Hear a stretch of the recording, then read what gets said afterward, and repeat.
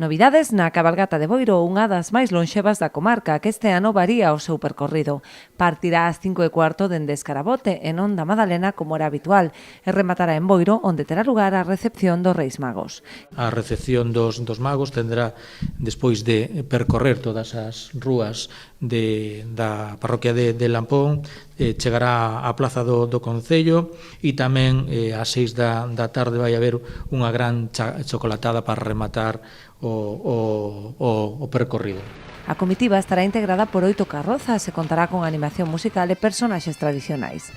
A carroza do nacemento, logo as 3 carrozas dos 3 Reis Magos, 3 carrozas con 3 camellos cargados de regalos para todos os nenos e nenas de Boiro, para os pais, nais, avós e avoas, para todos os veciños, e logo tamén pois a carroza do parque, o parque, que van nenos e nenas, e unha fonte luminosa. E logo pois irá acompañada a esta cabalgata de Reis pola banda Oje de Ferrol, que xa leva pois máis de 50 anos ininterrumpidos vindo a esta cabalgata, logo tamén o grupo tradicional Arume, o grupo de gaitas Os Carabeiros e a charanga o equipo B.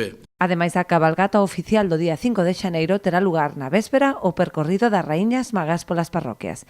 O día antes empezarán por a mañanxa as Raíñas Magas, empezarán saindo da Banqueiro ás 11:30 da mañán e percorrerán as Raíñas todas as parroquias de Boiro. As 8 parroquias de Boiro estarán unha hora en cada parroquia para atender a todos os nenos e as nenas tamén que se queiran acercar a velas e rematarán Boiro, non?